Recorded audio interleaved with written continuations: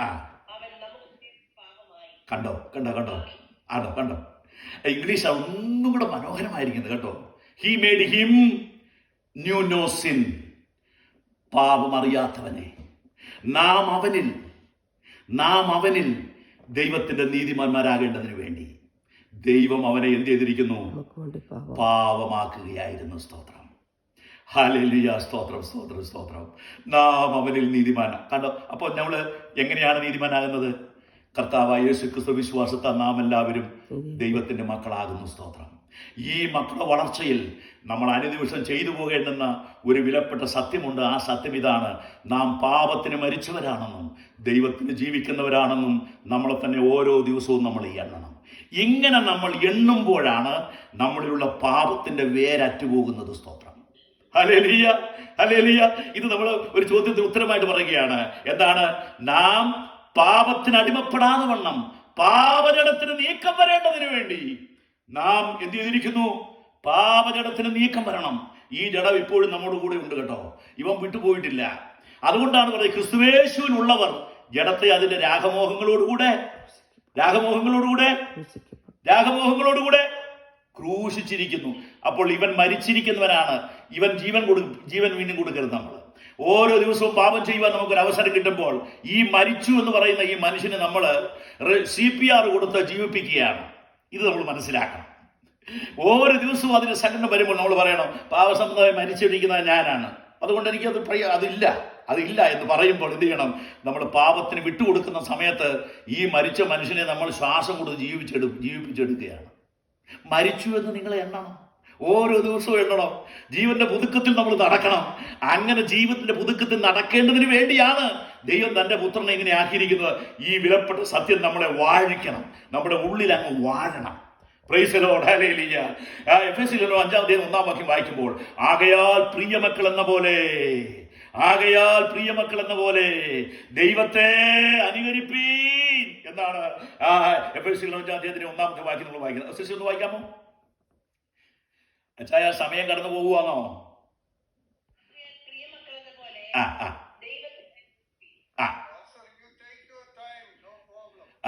അതുകൊണ്ടാ പറഞ്ഞു. അച്ഛൻ അങ്ങനെ പറയുമ്പോൾ ഓപ്പണായിട്ട് പറഞ്ഞു, ഇപ്പോഴൊന്നും ഇവിടെ നിൽക്കത്തില്ല.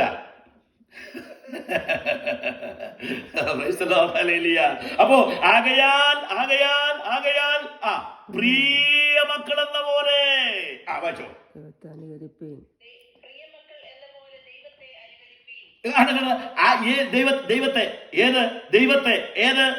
ദൈവത്തിന്റെ ഒരു പ്രിയ മകനുണ്ട്. This is my beloved son in whom I am well pleased. ദൈവത്തെ അനുകരിപ്പിൻ. ഈ കർത്താവിനെ നമ്മൾ അനുകരിക്കണമെന്നാ പറയുന്നത് കേട്ടോ. അടുത്ത വാക്യം എന്നുള്ളത് വായിച്ചു. അടുത്ത വാക്യമല്ല, അടുത്ത ഭാഗം ഒന്ന് വായിച്ചു. അവന് കണ്ടോ, ക്രിസ്തു നിങ്ങളെ സ്നേഹിച്ചു. കണ്ടോ, ക്രിസ്തു നിങ്ങളെ സ്നേഹിച്ചു. ക്രിസ്തു നമ്മെ സ്നേഹിച്ചത് സ്നേഹത്തിന്റെ പരിണിത ഫലമായിരുന്നു. എന്താണ്? തന്നെ കാൽവരിയിലേക്ക് ഏൽപ്പിച്ചു കൊടുത്തത്. കണ്ടോ, അതിന്റെ ആത്മീയ ജീവിതത്തിന്റെ ആ സമൃദ്ധി. ഞാൻ ഇങ്ങനെയുള്ള ഒരു സഹോദരനെ കാണാൻ എനിക്ക് പ്രിയമാണ്. പൗലോസിനെ പോലെ ഒരു നല്ല ഒരു അപ്പസ്തോലനെ കാണാൻ എൻ്റെ ഹൃദയം കൊതിക്കുകയാണ്. പ്രവാചകൻ അപഗോസിന് അവിടുന്ന് വരുന്ന പിന്നെ ശീലാസിനെ പോലെ ഉള്ള ഒരു പ്രവാചകനെ കാണാൻ എൻ്റെ ഹൃദയം കൊതിക്കുകയാണ്. ഒരു നല്ലൊരു ഉപദേഷ്ടാവിനെ കാണാൻ എൻ്റെ ഹൃദയം പിടയുകയാണ്. സ്തോത്രം, ഹല്ലേലൂയ. ഒരു വചനത്തിനകത്ത് ഒരു കൂട്ടം ചേർക്കാതെ വണ്ണം സത്യം മാത്രം വിളിച്ചു പറയുന്ന പൗലോസ് എന്ന അപ്പസ്തോലനെ പോലെ, പത്രോസ് എന്ന ശുശ്രൂഷകനെ പോലെ, അഗവാസ് എന്ന പ്രവാചകനെ പോലെ ഈ പ്രവാചകന്മാരെ എല്ലാം ദൈവസഭയ്ക്ക് ദൈവം ദാനമായിട്ട് കൊടുത്തിരിക്കുന്നത് എന്തിനു വേണ്ടിയാണ്? അത് നാം എല്ലാവരും വിശ്വാസത്തിലും ദൈവത്തിനെ കുറിച്ചുള്ള പരിജ്ഞാനത്തിലും അവന്റെ പ്രായത്തിന്റെ സമ്പൂർണമായ അളവ് പ്രാപിക്കേണ്ടതിന് വേണ്ടിയാണ് നമ്മുടെ കർത്താവ് നമുക്ക് ഇവരെല്ലാം നൽകി തന്നിരിക്കുന്നത്. ഇഷ്ടംപോലെ സമയം എടുത്തോളം പറയുന്നെങ്കിൽ ഞാൻ അധികം സമയം എടുക്കുന്നില്ല. ഞാനിതൊന്ന് വൈൻഡപ്പ് ചെയ്തോട്ടെ. ഒരു വാക്യം കൂടെ നമ്മൾ വായിച്ചിട്ട് വേണം നമ്മളത് വൈൻഡപ്പ് റെഡിയായത്. ആകയാൽ ആ വാക്യം നമ്മൾ തീർത്തില്ല, അതിനകത്ത് നമ്മൾ തൊട്ടില്ല. ആകയാൽ എങ്ങനെയാണ്? പ്രിയമക്കൾ എന്ന പോലെ. അഞ്ചാമത്തെ ഒന്നാം കണ്ടോ, ആകയാൽ മക്കൾ പോലും പോരെന്നാ പറയുന്നേ. ഇത് ദൈവസഭയ്ക്ക് അത് ഒരുപാട് മക്കളുണ്ട് കേട്ടോ. പ്രിയ മക്കൾ എന്ന പോലെ ആകണമെന്നാണ് പൗലോസ് പറയുകയാണ്. നമ്മളെക്കുറിച്ച് ദൈവത്തിന്റെ ആ ഉദ്ദേശം ഒന്ന് ചിന്തിച്ചു നോക്കുകയാണ്. പ്രിയ മകൻ, അതിന് ദൈവത്തിന് എടുത്ത് കാണിക്കാൻ ഒരു ആളുണ്ടെന്നേ.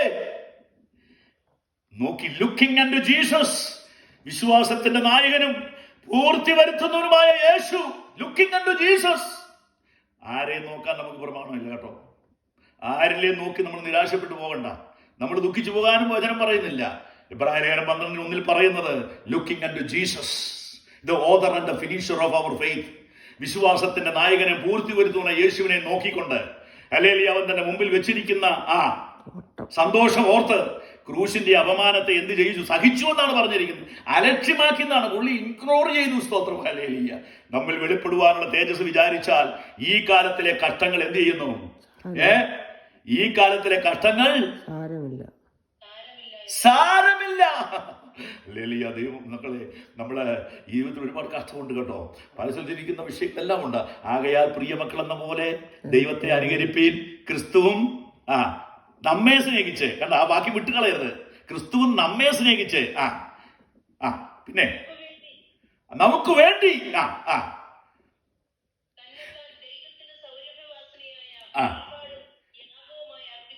പോലെ പോലെ കണ്ടോ, നമ്മൾ ഓടിച്ചു പോകരുത്.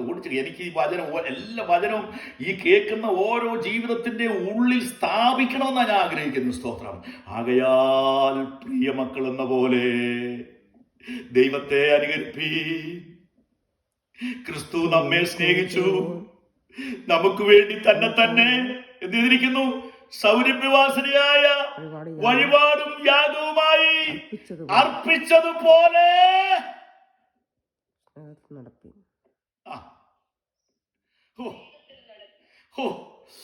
ഇങ്ങനെ 2-3 വിശുദ്ധ പ്രിയപ്പെട്ടവരെ കാണാൻ എന്റെ ഹൃദയം അങ്ങ് കുതിക്കുകയാണ്. പ്രൈസ് ദി ലോർഡ്, ഹല്ലേലൂയ, സ്തോത്രം. തന്റെ ക്രിസ്തു നമ്മളെ സ്നേഹിച്ച് നമുക്ക് വേണ്ടി, നമുക്ക് പകരമായി സൗരഭ്യവാസനയായ വഴിപാടും യാഗവുമായി ദൈവത്തിന് അർപ്പിച്ചതുപോലെ. പരിശുദ്ധാത്മാവ് ആ വചനം അങ്ങ് എടുത്ത് അങ്ങോട്ട് ആയുധം പോലെ അങ്ങ് കയറ്റുകയാണ് നമ്മുടെ ഉള്ളത്തിലോട്ട്, ഹൃദയത്തിനകത്തോട്ടൊക്കെ മുറിച്ച് കയറ്റുകയാണ്. നമ്മുടെ ക്രിസ്തീയ ജീവിതത്തിന്റെ മാനദണ്ഡം എവിടെയിരിക്കുന്നു? നമ്മൾ എത്രമാത്രം അകലത്തിലായിരിക്കുന്നു എന്ന് നമ്മളെ തന്നെ കണ്ടുണരുവാൻ സ്വർഗത്തിലെ ദൈവം നമുക്ക് കൃപ ചെയ്യുമാറാകട്ടെ. സ്തോത്രം, കൃപ ചെയ്യുമാറാകട്ടെ. അപ്പോൾ ഇതിന്റെ ഒരു സൊല്യൂഷൻ എന്ന് പറയുന്ന പോലെ ഞാൻ പറയാൻ ആഗ്രഹിക്കുന്നത് ആ റോമാലേഖനത്തിന്റെ 6-ാം അധ്യായത്തിന്റെ ആ വാക്യം, അവിടെയാണ് അതിന്റെ ക്ലൂ കിടക്കുന്നത്. എനിക്ക് ഇനിയും ഒരുപാട് വിഷയങ്ങൾ ഇതിനോട് ബന്ധത്തിൽ പറയുന്നതിന്റെ ഹൃദയത്തിന് തരുന്ന സമയത്തിന്റെ 1 മണിക്കൂറിൽ കൂടുതലായെന്ന് എനിക്ക് തോന്നുന്നു. അപ്പൊ അതിൽ കൂടുതൽ നമ്മൾ പുസ്തകം കേൾക്കാൻ നമുക്ക് ആയിരിക്കില്ല. ഇൻട്രസ്റ്റഡ് ആയിരിക്കുന്നവർക്ക് ആ സിസ്റ്ററുടെ മുഖം കാണുമ്പോൾ എനിക്കറിയാം അത് മുഴുവൻ ആ ഹൃദയത്തിലോട്ട് പോയിക്കൊണ്ടിരിക്കുകയാണ് ഇങ്ങനെ. Thank you. അല്ലെ, എനിക്ക് ഒരു മുഖം മാത്രമേ കാണാൻ ഒക്കത്തുള്ളെങ്കിൽ തന്നെയും അത് മുഴുവനായിട്ടും അത് ഹൃദയത്തിനകത്തോട്ട് കയറി പോകുന്നെന്ന് എനിക്ക് കാണുവാൻ എനിക്ക് അറിയുന്നു. സ്തോത്രം, ഹല്ലേലൂയ. അപ്പോൾ എന്താണ് ചെയ്യേണ്ടത്? ഇങ്ങനെയാണ് ചെയ്യേണ്ടത്. അതുപോലെ ഒന്നിനാടൊന്ന് സാദൃശ്യം ചെന്നാൽ എന്നതാണ് പോലെ. അപ്പോൾ നമ്മുടെ മാനദണ്ഡം എവിടെയായിരിക്കുന്നു? ഞങ്ങളുടെ കർത്താവ്. അപ്പോൾ ഈ കർത്താവിന്റെ പാപമില്ലാത്ത അതിന്റെ ആ ഒഴിഞ്ഞു നിന്നിരിക്കുന്ന പക്ഷേ ഞാൻ ഒന്ന് ടച്ച് ചെയ്തു, പക്ഷെ ഞാൻ അവിടെ അത്ര പോയില്ല. എന്നാൽ അവിടെ പരിശുദ്ധാത്മാവ് അങ്ങോട്ട് ഒന്നുകൂടെ ഒന്ന് സ്പർശിക്കണമെന്ന് പറയുന്നുണ്ടെന്ന് ഹൃദയത്തെ നിർബന്ധിക്കുന്നതുകൊണ്ട് ഞാൻ പറയുകയാണ്. യെശയ്യാവാണ് അവനെ ഒന്ന് കണ്ടത് കേട്ടോ. യെശയ്യാവ് അവനെ ഒന്ന് കണ്ടു. 2 കൊണ്ട് മുഖം മറച്ചുകൊണ്ട്, 2 കൊണ്ട് പാദം മറച്ചുകൊണ്ട്, പറന്നുകൊണ്ട്, 2 കൊണ്ട് പറന്നുകൊണ്ട് ഇസ്രായേലിന്റെ ദൈവം പരിശുദ്ധൻ പരിശുദ്ധൻ എന്ന് പറഞ്ഞുകൊണ്ട് രാപ്പകലില്ലാതെ ആരാധിക്കുന്ന പിതാവിന്റെ മടിയിലെ പ്രമോദമായിരുന്ന ആ പുത്രനാണ്. ഹല്ലേലൂയ. ദൈവത്തോടുള്ള സമത്വം മുറുകെ പിടിച്ചോളൂ വിചാരിക്കാതെ വണ്ണം ദാസരൂപം എടുത്തത് കേട്ടോ. മനുഷ്യ സാദൃശ്യത്തിലായത് കേട്ടോ. തന്നെ താഴ്ത്തിയത് കേട്ടോ. മരണത്തോളം ക്രൂശിൽ വെറും മരണമായിരുന്നില്ല, അത് ക്രൂശിലെ മരണമായിരുന്നു. ആ ക്രൂശിലെ മരണത്തോളം തന്നെ താഴ്ത്തിയ ദൈവപുത്രന്റെ ഒരു ചിത്രമാണ് നമ്മുടെ മുമ്പിൽ കടന്നു വരേണ്ടത്. ഹല്ലേലൂയ. അവൻ നമ്മുടെ അതിക്രമങ്ങൾ നിമിത്തം മുറിവേറ്റു, നമ്മുടെ സമാധാനത്തിനായുള്ള ശിക്ഷയായിരുന്നു നമ്മുടെ കർത്താവ് ഏറ്റത്. അങ്ങനെ എന്നെ പാപത്തിന്റെ കരാളഹസ്തത്തിൽ നിന്നും ദൈവാത്മാവ് ഒരു വചനം കൂടെ തരികയാണ്. കൊലോസ്യലേഖനം 2-ാം അധ്യായത്തിന്റെ 13-14 വാക്കുകളൊന്ന് വായിക്കാം സിസ്റ്ററെ. നിർത്താൻ വിചാരിച്ചാണ്, പക്ഷേ വചനം ആ വചനം കൂടെ വായിക്കണമെന്ന് എന്റെ ഹൃദയത്തിൽ പ്രേരണ ഉണ്ടാകുന്നു. ഹല്ലേലൂയ. വന്നുകൊണ്ടൊന്ന് വായിച്ചോ ആ 13-14 വാക്യങ്ങൾ. അതിക്രമങ്ങളിലും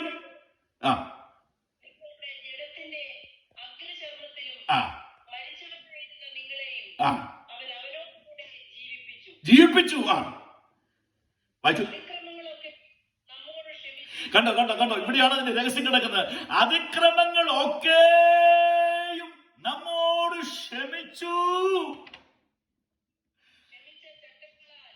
അല്ലല്ല, അത് നമ്മൾ പലപ്പോഴും വായിച്ചപ്പോൾ ഞാനും ആ മിസ്റ്റേക്ക് പല പ്രാവശ്യം ചെയ്തിട്ടുണ്ട്. കാരണം അത് പറഞ്ഞു തരാൻ ഒരാളില്ലാത്തതുകൊണ്ട് എനിക്കത് അതിനകത്ത് കണ്ടിന്യൂ ചെയ്യേണ്ടതായിട്ട് വന്നു. അതിക്രമങ്ങളൊക്കെയും ക്ഷമിച്ചു, ചട്ടങ്ങളാൽ വിരുദ്ധവും വിരോധമായിരുന്ന കയ്യെഴുത്തുകളെ മായ്ച്ചു കളഞ്ഞു, നടുവിൽ നിന്ന് നീക്കിക്കളഞ്ഞു, ക്രൂശിൽ തറച്ചു കഴിഞ്ഞു. സ്തോത്രം, ഹല്ലേലൂയ. ക്രൂശിൽ തറച്ചു, നടുവിൽ നിന്ന് നീക്കി. കണ്ടോ, ഏതാണ് നമുക്ക് വിരുദ്ധമായിരുന്ന? അത് ന്യായപ്രമാണമാണ്. ന്യായപ്രമാണം പറയാൻ ചെയ്യാതിരുന്ന ആ നിയമങ്ങളൊക്കെ കർത്താവ് തൂത്ത് കളഞ്ഞു, മായ്ച്ചു കളഞ്ഞു, നടുവിൽ നിന്ന് നീക്കിക്കളഞ്ഞു, ക്രൂശിൽ തറച്ചു കഴിഞ്ഞു, ക്യാൻസൽ ചെയ്തിരിക്കുന്നു. ക്രിസ്തുവിലെ ഈ പുതിയ മനുഷ്യനെ കുറിച്ച് നമ്മളൊന്ന് ചിന്തിച്ച് നോക്കിയാൽ എന്താണ്?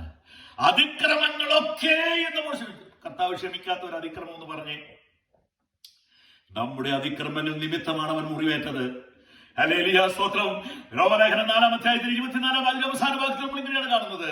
അതിക്രമങ്ങൾ നിമിത്തം, നമ്മുടെ അതിക്രമങ്ങൾ നിമിത്തം മരണത്തിന് ഏൽപ്പിച്ചു, നമ്മുടെ നീതീകരണത്തിനായി ഉയർത്തെഴുന്നേൽപ്പിച്ചിരിക്കുന്ന നമ്മുടെ കർത്താവായ യേശുക്രിസ്തു. 4-ാമത്തെ അതിന്റെ അവസാനത്തെ വാക്യമാണ് അത് കേട്ടോ. ഇത് നമ്മൾ പേഴ്സണലായിട്ട് ഇത് നമ്മുടെ ഹൃദയത്തിനകത്ത് അംഗീകരിച്ച് നമ്മുടെ ഹൃദയത്തിനകത്ത് അത് എഴുതി വെക്കുമ്പോൾ മാത്രമേ പിശാച് തോറ്റുപോവുകയുള്ളൂ. ഹല്ലേലൂയ. സിസ്റ്റർ, ആ വാക്യം പെട്ടെന്ന് എടുത്ത് വായിക്കാമോ? സിസ്റ്റർ നല്ലോണം പെട്ടെന്ന് വാക്യം എടുത്ത് വായിക്കുന്നത്, അതുകൊണ്ടാണ് ഞാനിത് പറയുന്നത്. വായിച്ചോ. നമ്മുടെ അതിക്രമങ്ങൾ നിമിത്തം മരണത്തിന് ഏൽപ്പിച്ചു. 1 മണിക്കൂറത്തെ പ്രസംഗമാണ് കേട്ടോ. Price the lord, hallelujah, hallelujah. 1 മണിക്കൂർ പ്രസംഗിച്ചാലേ ആ ഒരു വാക്യം മനസ്സിലാക്കാനൊക്കത്തുള്ളൂ സഭക. നമ്മുടെ അതിക്രമങ്ങൾ നിമിത്തം മരണത്തിന് ഏൽപ്പിച്ചു. ഇനി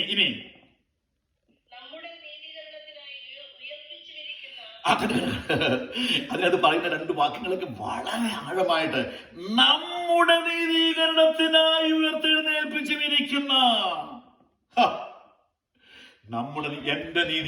എന്റെ നീതീകരണം. അപ്പൊ പിശാച് നമ്മളോട് വന്ന് പറയുന്ന അവസരത്തിൽ ഞാൻ ഇന്നലെ അത് ചെയ്തില്ല, ഇത് ചെയ്തില്ല, അല്ലെങ്കിൽ അവന്റെ കുറ്റങ്ങളൊക്കെ പറയുമ്പോൾ അവന് വചനം കൊണ്ട് ഉത്തരം കൊടുത്തു കഴിഞ്ഞാൽ പുള്ളി അധികം വരത്തില്ല കേട്ടോ. പറയണം, പിശാചേ, ഞാൻ ചെയ്തു ശരിയാണ്, എന്നാലും എന്റെ അതിക്രമങ്ങൾ നിമിത്തമാണ് മരണത്തിന് എന്റെ കർത്താവിനെ ഏൽപ്പിച്ചത്. എന്റെ നീതീകരണത്തിനാണ് കർത്താവ് യുഗത്തിൽ. അതിന്റെ അർത്ഥം എന്താണ്? കർത്താവായ യേശുക്രിസ്തുവിന്റെ ഉയർപ്പാണ് നമ്മുടെ നീതീകരണത്തിന്റെ guarantee. Praise the lord, hallelujah. നമ്മുടെ നീതീകരണത്തിന്റെ ഗ്യാരണ്ടി. ഹല്ലേലൂയ, സ്തോത്രം.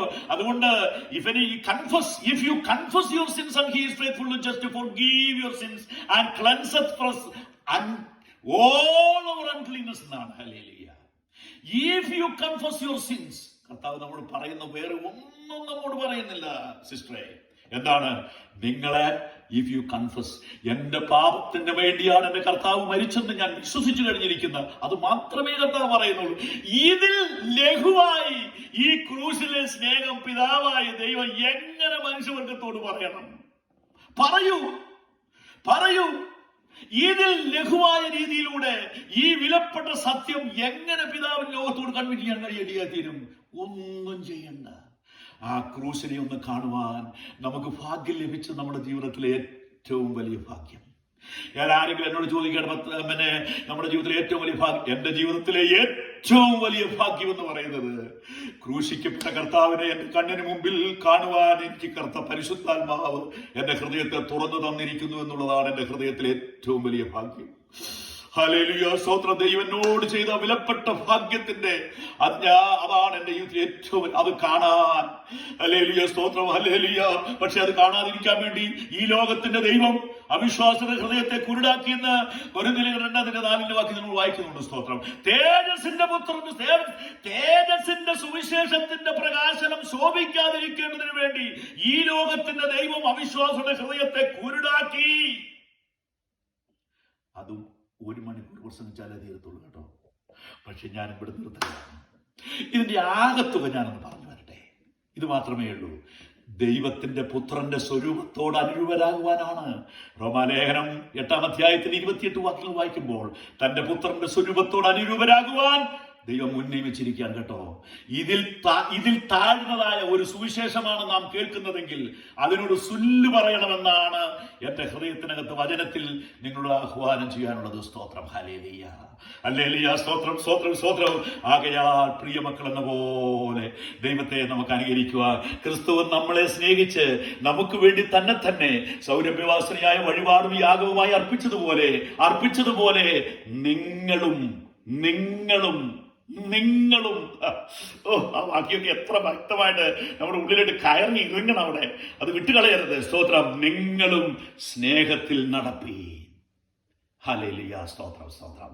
ഇതെല്ലാം സംഭവിക്കണമെങ്കിൽ സൗജന്യമായി കർത്താവ് നമുക്ക് കാൽവരിലൂടെ പിതാവായ ദൈവം നൽകി തന്നിരിക്കുന്ന സൗജന്യ നീതി നമ്മുടെ ഹൃദയത്തിന്റെ അടിസ്ഥാനത്തിനകത്ത് ആഴ്ത്തിയിരിക്കണം. അങ്ങനെ നാം പാപം സംബന്ധിച്ച് മരിച്ചവരാണെന്നും നീതിക്ക് ജീവിക്കുന്നവരാണെന്നും നമ്മളെ തന്നെ ഓരോ ദിവസവും ഓരോ നിമിഷവും നമ്മൾ എങ്ങണം.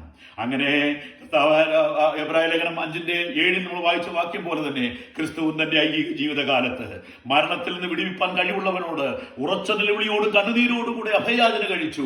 ഭയഭക്തി നിമിത്തം ഉത്തരം ലഭിച്ചു. നമ്മൾ പ്രാർത്ഥിച്ചടുത്ത് വരുന്നെങ്കിൽ ഈ പരിശുദ്ധ ആത്മാവ്, അതുകൊണ്ടാണ് സ്വർഗത്തിലെ ദൈവം നമ്മളെ പരിശുദ്ധാത്മാവ് നൽകി തന്നിരിക്കുന്നത്. ഹല്ലേലൂയ.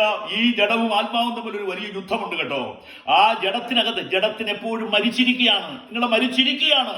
ഇനി നമ്മൾ ശ്വാസം ഊതിക്കൊടുത്ത് അവനെ ജീവിപ്പിക്കരുത്. അല്ലെ, ആ നിലയിൽ തന്നെ അവൻ മരിച്ചവിടെ കിടക്കട്ടെ. ജഡസ്വഭാവമുള്ളവർക്ക് ദൈവത്തെ പ്രസാദിപ്പിക്കാൻ കൊടുക്കുക. ഞങ്ങൾ ജഡത്തിൽ ജീവിക്കുന്നവരും ജഡത്തിൽ പോരാടുന്നവരല്ല. ജഡസ്വഭാവമുള്ളവർക്ക് ദൈവത്തെ പ്രസാദിപ്പിക്കാൻ കഴിയുന്നില്ല. പാപസംബന്ധമായ മരിച്ചവരെന്ന് നിങ്ങളെ തന്നെ എണ്ണിക്കൊണ്ട്, ദൈവത്തിന് നീതിക്ക് ജീവിക്കുന്നവരെന്നും നിങ്ങളെ തന്നെ ഓരോ ദിവസവും എണ്ണിക്കൊണ്ട് അതിനകത്ത് നമ്മൾ ഉറച്ചുകൊണ്ട് ക്രിസ്തുവിന്റെ തലയോട് നമ്മൾ വളർച്ചയിലേക്ക് നമ്മൾക്ക് വളർന്നു വരാം. എല്ലാ ശിശുത്വവും മാറിപ്പോകട്ടെ. കർത്താവായ യേശുക്രിസ്തുവിന്റെ പൗരത്വതയോടുകൂടി കടന്നു വരാം. അവസാന നിമിഷത്തിൽ ശത്രു സന്ധിയായവർക്ക് മുഴുവനും അവനെ ഉപയോഗിച്ചുകൊണ്ട് ആ ക്രൂശിൽ കടന്ന് പിടയുന്നവനോട് പോലും അവൻ വിട്ടുകൊടുത്തില്ല. അവൻ അവിടെ പറയുകയാണ്, നീ ദൈവപുത്രനെങ്കിൽ ഇറങ്ങി വരുക എന്ന് പറഞ്ഞു. കർത്താവും അവനുമായിരുന്നു. മനുഷ്യവർഗത്തിന്റെ വീണ്ടെടുപ്പ് പൂർണ്ണമായി സ്വീകരിക്കുന്നവരെയും ദൈവപുത്രന് ഹല്ലേലൂയ ആ പ്രവൃത്തി തീർത്തു കാൽവരിയിൽ തികച്ചു കഴിഞ്ഞതിന് ശേഷം അതാണ് നമ്മുടെ കരങ്ങളിലേക്ക് നമുക്ക് നൽകി തന്നിരിക്കുന്നത്. അതുകൊണ്ട് ഇന്ന് ഞങ്ങൾ ധൈര്യത്തോടെ കൃപാസനത്തിലേക്ക് അടുത്ത് ചെല്ലാം കേട്ടോ. ഇന്ന് നമുക്ക് ധൈര്യത്തോടെ അടുത്ത് വരാം. അതുകൊണ്ട് യേശു തന്റെ ദേഹമെന്ന തിരശ്ശീലയിലൂടെ നമുക്ക് വേണ്ടി തുറന്നു വെച്ചിരിക്കുന്ന ജീവനുള്ള പുതിയ വഴിയുണ്ട്. ഒരു പുതിയ വഴിയുണ്ട്. ആ പുതിയ വഴിയിലൂടെ നമുക്ക് ഇന്ന് കടന്നു ചെല്ലാം. ഹല്ലേലൂയ. അതുകൊണ്ട് ദുർമനസാക്ഷി നീങ്ങുമാറ് ഹൃദയത്തിൽ തളിക്കപ്പെട്ടവരും ശരീരം ശുദ്ധവെള്ളത്താൽ കഴുകപ്പെട്ടവരും വിശ്വാസത്തിന്റെ പൂർണ്ണ നിശ്ചയം പൂർണ്ണുകൊണ്ട് പരമാർത്ഥ ഹൃദയത്തോടെ ഇന്ന് നമുക്ക് കൃപാസനത്തിലേക്ക് നമുക്ക് കടന്നു ചെല്ലാം. ഇതെല്ലാം എബ്രായ ലേഖനത്തിൽ കിടന്ന വാക്യങ്ങളാണ്. ആ വാക്യം എല്ലാം എല്ലാം ഓരോ വാക്യത്തിലും 1 മണിക്കൂർ പ്രസംഗമാണ്. അതുകൊണ്ട് അതിലേക്ക് ഞാൻ കിടക്കുന്നില്ല. സ്തോത്രം. അതുകൊണ്ട് ഞാൻ ഇവിടെ നിർത്തുകയാണ്. അതുകൊണ്ട് ദുർമനസാക്ഷി നീങ്ങുമാറ് ഹൃദയത്തിൽ തളിക്കപ്പെടട്ടെ. യേശുവിന്റെ രക്തം ഹൃദയത്തിൽ തളിക്കപ്പെട്ടാൽ മാത്രമേ പാപത്തിന് പരിഹാരം വരികയുള്ളൂ. ഹല്ലേലൂയ. ആര് പലത്തിൽ വേറൊരു വാക്യത്തിൽ നമ്മൾ ഇപ്രകാരം കാണുന്നുണ്ട്. ആ വാക്യം ഇങ്ങനെയാണ് നമ്മൾ വായിക്കുന്നത്. സ്തോത്ര. ആടുകളുടെയും ആടുകളുടെ രക്തവും മല്ലപ്പെട്ടവന്മേൽ തളിക്കുന്ന പശുഭക്ഷണവും ജഡീക ശുദ്ധി വരുത്തുന്നുവെങ്കിൽ നിത്യാത്മാവിനാൽ തനിക്ക് തന്നെ നിഷ്കളങ്കനായി ദൈവത്തിന് അർപ്പിച്ച ക്രിസ്തുവിന്റെ രക്തം നിങ്ങളുടെ ദുർമനസാക്ഷിയെ നീങ്ങുമാറ് ഹൃദയത്തെ എത്രയധികമായി ശുദ്ധീകരിക്കും. ഹല്ലേലൂയ. പരിശുദ്ധാത്മാവ് സന്തോഷിക്കുകയാണ്. ഹല്ലേലൂയ. വർഷങ്ങളായി നാളുകളായി മറഞ്ഞുകിടന്ന ദൈവീയ മർമ്മങ്ങളുടെ കലവറകൾ പരിശുദ്ധാത്മാവ് തുറക്കട്ടെ.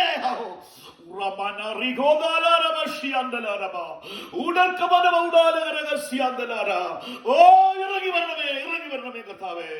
ഈ കേൾക്കുന്ന ജീവിതങ്ങളെല്ലാം നിന്റെ അപ്പസ്തോലന്മാരായി ഉയർത്തണമേ കർത്താവേ. ഹല്ലേലൂയ.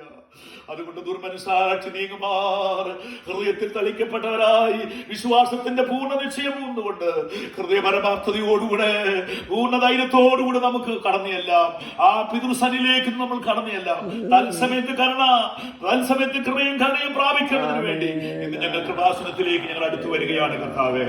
ഹല്ലേലൂയ. സ്തോത്രം, സ്തോത്രം, സ്തോത്രം. അവൻ മുഖാന്തരം ദൈവത്തോട് അടുക്കുന്നവർക്ക് വേണ്ടി പക്ഷപാതം ചെയ്യുവാൻ സദാ ജീവിച്ചിരിക്കുന്ന മഹാപുരോഹിതൻ അവിടെ ഞങ്ങൾക്കുണ്ട്. അവൻ പാപങ്ങൾക്ക് പരിഹാരം വരുന്നതിന് ശേഷം അവൻ മഹിയുടെ വലത്ത് ഭാഗത്തിൽ ഇരുന്നു കൊണ്ട് നമുക്ക് വേണ്ടി പക്ഷപാതം ചെയ്യുന്ന ഞങ്ങളുടെ ഒരു മഹാപുരോഹിതൻ അവിടെ ഉണ്ട്. ഹല്ലേലൂയ, സ്തോത്രം സ്തോത്രം. അവൻ മുഖാന്തരമാണ് നാം ദൈവത്തോട് അടുക്കുന്നത്. ഹല്ലേലൂയ, സ്തോത്രം സ്തോത്രം സ്തോത്രം സ്തോത്രം സ്തോത്രം. ഈ നല്ല അവസരം നമുക്ക് ലഭിച്ചതിനായി കർത്താവിനെ സ്തുതിക്കുന്നു. ഇത് റെക്കോർഡായിരിക്കട്ടെ, ഇത് ജീവിതങ്ങളിലേക്ക് പകരട്ടെ. ഹല്ലേലൂയ, സ്തോത്രം. ഈ വിലപ്പെട്ട സത്യം നമ്മുടെ ആത്മാവിനകത്ത് എഴുന്നേറ്റ് നിന്ന് ഓരോ ദിവസവും ഞങ്ങളെ കരത്തിൽ പിടിച്ച് വഴി നടത്തുമാറാകട്ടെ. ഈ വചനങ്ങളാൽ ദൈവം നമ്മളെ അനുഗ്രഹിക്കുമാറാകട്ടെ. സ്തോത്രം.